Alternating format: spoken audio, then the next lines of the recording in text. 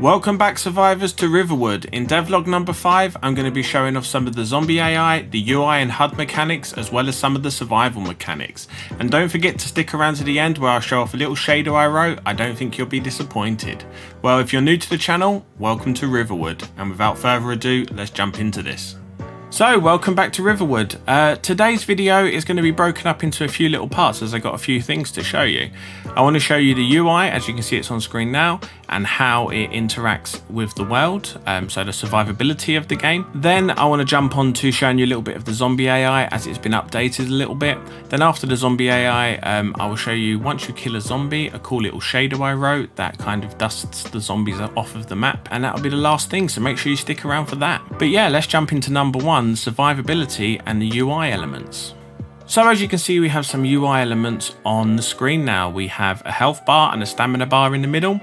We also have our food, water and mental health down in the bottom right. And we also have a little mini map, which for some reason is showing water textures. That won't be in the final build, that's a little bug there. Plus the little circle around it is your time of day, going from yellow, orange to blue, showing you what time of day it is. And the numbers at the top are what minutes are left of the day. So you start the day with 960 minutes, which is technically about 16 hours. So you get about a 16-hour day. And every time you use an item, the minutes will count down. So I can show you this with the shovel. If I pick up the shovel, I have the numbers dialed in really high at the moment just to show you how the mechanics work and how the bars fade and drop and stuff. So if I have the shovel in my hand and I dig a hole, as you can see in the bottom left corner, the time of day will update. So the shovel at the moment will cost 50 minutes to dig one plot. So if I dig it, you can see it updates the bottom of the map. Dig again, another 50 minutes. So we have 860 minutes left of the day. So this is kind of one of your key factors you need to take in of the day. This is how many moves you can do in a day kind of thing. So once this hits 0, you need to go to bed, reset the day, and then you can carry on with the game.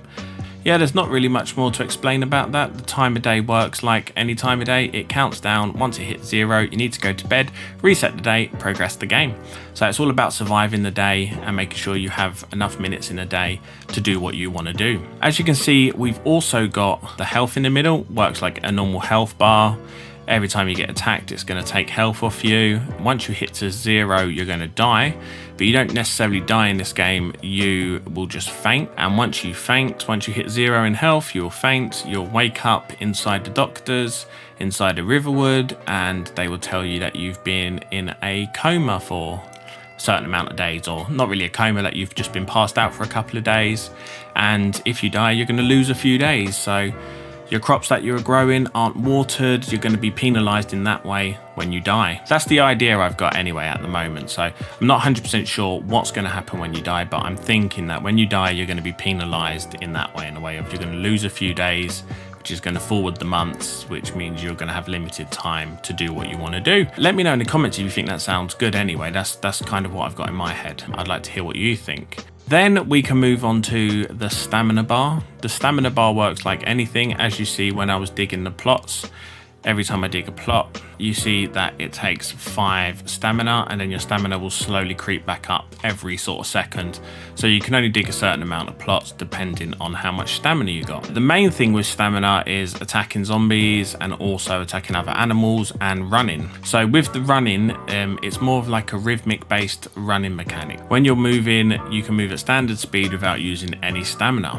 But when you're running, all you need to do is move, and you can press A and you'll start to run. As you see, it will take 5 stamina away and this little white bar will come up. That's the length of time you can run for. So when you press A, you'll run to the end and stop running. The little circle target is indicating the best place to press A again to carry on running. So this is going to be your maximum run speed that you can have. So if you keep running, you see it kind of drains your stamina down, and if you are running too much and you run into a zombie and you haven't got enough stamina, then you won't be able to swing and attack him, and he might attack you before you can attack him. The running mechanics there just to give you that feeling of being human. So you've only got a certain amount of stamina. Once that stamina runs out, if you run into any trouble and the stamina's down too low, then you're either going to have to walk away or think about what you're going to do.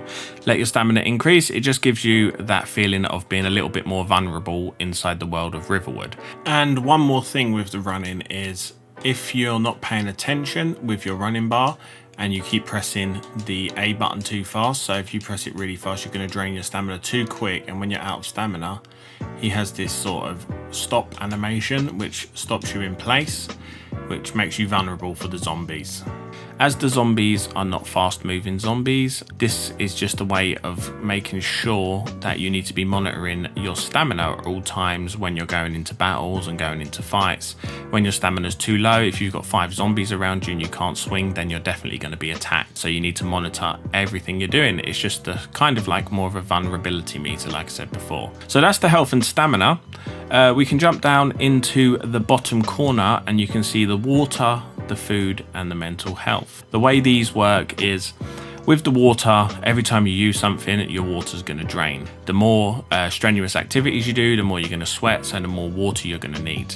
So the water works pretty standard like any survival game. Once it hits 0, it will start taking health away from you when you do things. So you'll have 60 water, and then once the 60 water hits to 0, every time you do something, it won't be water it drains, it'll be health it drains. So you need to keep your water up so you don't drain your health. And again, if you drain your health to 0, you're going to wake up in the hospital and you're going to lose a few days and lose a few plants and stuff. And that's it really for the water. The food works kind of similar, but it's tied to your stamina bar. So your stamina bar has a max stamina of 50 when you start in the game. But the more time of day you use, the more your hunger's going to drop. The more your hunger drops, if you go to bed too hungry, then the next day your max stamina is going to be less. So at the moment it's 50, you are going to get chances in the game to up it to 60, 70, 80. If your food health goes down too low, then your max stamina will drop as well. So your sort of stamina for running, you ain't going to have as much time to run, you ain't going to have as much stamina to attack. So that's how it really works. It's kind of really simple, but the food doesn't drain from using items, the food drains from time of day. So every 50 minutes spent in game, your food will drain sort of 5-10. So as you see already, where I've used about 100 minutes of the day, the food has dropped by 5. I haven't implemented the mechanics for it to drop the max stamina, but that's something that I'm working on at the moment. And that's how the food works. It's pretty straightforward really. So you can kind of look at it as the water is tied to your health. Once you have 0 water, it will start taking health instead of the water. The food is tied to your stamina. So if your food drops, then your max stamina will drop a little bit by a percentage. And then we come on to the mental health, which is the pink bar. This is something that drops over time from doing things like killing zombies or being attacked or just witnessing horrible things. Your mental health will decrease. You can increase your mental health by doing things you like. So like the game's going to have things like guitars, pianos, computer games, stuff that you can like click on, and it will take a few minutes of your day, but then it will boost your mental health. And as the water is tied to the health and the food is tied to the stamina, the mental health is tied to the time of day. So if your mental health is too low, then when you go to bed and you wake up in the morning, you're going to wake up more depressed, which means you're going to lay in longer, so you're going to have shorter times of the day. So you need to kind of keep your mental health up to give you more time within the day. So if you start with 960 minutes, if your mental health is at 30, you might lose 30 minutes in the morning. So it's going to take time away from you, leaving you with less things to do in a day as you've laid in because you're feeling depressed. So that's pretty much it. The water's tied to the health, the food's tied to the stamina, and the mental health is tied to the time of day. I hope that's easy for you to understand. I'm just jabbering on at the moment. Once you start playing it, you'll start getting the feel of how everything is sort of working with each other and how you need to maintain all the bars. So yeah, that's it for the UI and the survivability. Another little thing I have implemented is if you click the left stick in, you can hide your bottom corner bars. Have a cool little animation that pops them up and down. In the final game, this button will move everything down, so the health and stamina will drop lower to the screen to give you more screen real estate at the game to not break too much immersion. But then when you get into battles, it will automatically pop everything up, or when you're doing something, it will automatically pop everything up. Or you can press the analog stick in and you can pop it up or pull it down yourself at any time. So that's it for the UI. Let's jump over to the zombie AI. So here we are with the zombie AI. As you can see, we now have a static idle animation for the zombies, not always walking. When the zombies are spawned into the map, they have a chance of being static, or they have a chance of being roaming. So they will either stand static, so they kind of block ways, or they will start roaming around the map to try and be a bit of a hindrance to you. As you see, he has a few distance. He can't see me from behind. I probably need to extend it a little bit wider because he can't see me, even though I'm standing right beside him. But that's something to tweak for future. So yeah, let's get this zombie to start following me. So we can walk in his line of sight, and now he will start following me because he has a cone line of sight. As you see from the last video when I showed off the zombies, they're walking a lot faster now, making it a bit harder. But as you see, even your walking speed is faster than the zombies, so even if you run out of stamina, you can get away from zombies still. So implementation so far is they have a follow. If I stay out of the line of sight of them for long enough, he will just go back to an idle animation. So let's try and get away from him. He's still following me. Get away from me, zombie. There we go. See, he's gone back into his roaming mode where he is just roaming in a circle at the moment. So if I get back in his line of sight, he's going to see me, and now he's going to follow me. Very simple AI mechanic. Let me put this axe down. If you get close to them, they will try to attack you, but he missed me. So the closer you get to them, oh, and there we go, he got me. So the way the attacking works is when you get into their line of sight, they have a wind-up period between a certain amount of seconds. So he has a wind up that is random. So sometimes if you get too close, the wind up will be really short and they will grab you straight away. Sometimes it'll be quite slow, and there we go. Pretty straightforward. So once they grab you, as you can see, the health starts dropping down over seconds, and you've got to tap X all the way to the top to stop the zombie from eating you. And once you do that, you push him away and it puts him back into a random follow state, and you need to get away from him. So yeah, that's pretty much the zombies. I need to refine some of their view distances and look distances. It feels quite good because they're not really a threat in this game. They're more of a hindrance. So while you're trying to gather stuff, the more zombies will come in the area, the more noisier you be, the zombies will appear. You can easily walk away from them, but they're more of a mechanic to sort of push you away from the areas you're in, where you're scavenging from. So if there's too many of them, you're not going to have enough stamina to kill them all, or enough health, or enough food, or enough water. So you're going to have to quickly grab what you need and run away. So as you see, with one, it's pretty straightforward. I can dodge around him for as long as I want. But if I was to come and pick up my axe and start chopping down trees, I might have to stay still for 3 seconds, which means the zombie's going to get close to me and I'm going to have to try and get away. But no, he attacked me. So that's kind of how I look at the zombies in this game. That's how they're going to be, really. They're not a massive threat. They're not going to run at you, but once you start seeing a few of them coming on screen, it's going to make you think about, do I really need to chop down this tree, or do I really need to scavenge this box, or should I just run away from them?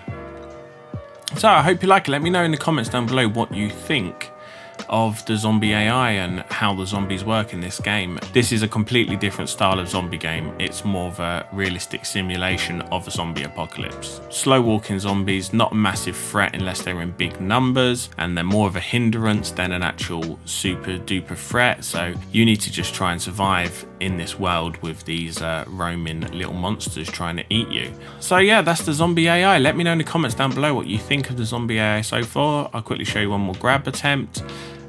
There we go, and he's grabbed me, and it's got a nice little IK where he holds onto his shoulders and pushes him away, which I think was pretty cool. So yeah, let me know in the comments what you think of the zombie AI. So I've got him to stand static now, which means I can go on to the last part of this video. So I just restarted the game because I want to show you one more thing. As I was going on earlier about the mini map in the bottom corner and the time of day, there's also a time of day system. So the more time you use, the different lighting you will get and the different time of day you will get. So if I just start digging some crops here and wasting time, as I slowly get down during the day, you'll see that the shadow of the player will move. So at the moment it's kind of 11 o'clock in the morning. the more you dig, the more central it will get. So the more central the bar is in the bottom left corner, the more central the shadow is. That's where the sun is at the moment. It's at its highest peak of the day. As you see, the shadows are changing on the items on the floor. Everything changes. And the more time of day you use, the actual time of day system kicks in, moving the sun around and changing the way the lighting looks. So if I keep digging till nighttime, you'll see that he starts to get this nice purpley glow on him, like a moon glow, and the sunlight should slowly disappear over time. So now we're getting into nighttime. The last part of the day is nighttime, and everything gets this nice purple tint to it, and we are in nighttime. So that was the last little thing I wanted to show before I jump in and show you this cool little fadeaway shader, which is the little shader and particle system I wrote for when they die, which I think is really cool. So if I walk up to this zombie, I can attack him by pressing L and getting into the attack mode. And what happens here is when you come over to swing at the zombie, you have a hit chance, either a chance to hit its body. If you hit its body, it's going to fly back and fall to the floor, or you have a hit chance to hit it in the head. If you're coming up from behind a zombie, then your hit chance in the head's going to be 90 to 100% depending, so it will kill them all the time. Pretty straightforward. If you try to attack them from the front, you've got more of a chance of hitting them in the body, which if you hit them in the body and they're attacking you at the same time, there's a chance that they will miss the hit and they will attack you and drain some of your health. So if we go over to this zombie now, I can show you the cool death animation, which is done with rigid bodies, ragdoll physics, and his head exploding, and a cool little dissolve effect when he dies. So I will attack him and pop his head open.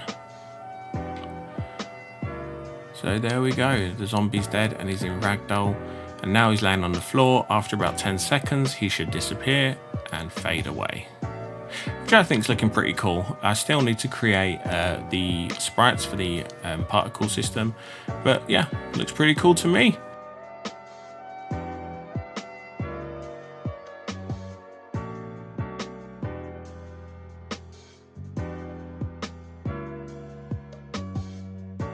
Yeah, I hope you liked this video. Let me know in the comments down below what you think of the improvements to Riverwood and what you think of the survival mechanics and how they work. Don't forget to follow and subscribe. Don't forget to tell your friends, it really helps me. Don't forget to hit the like and notification bell. That always helps and puts me in people's feeds more.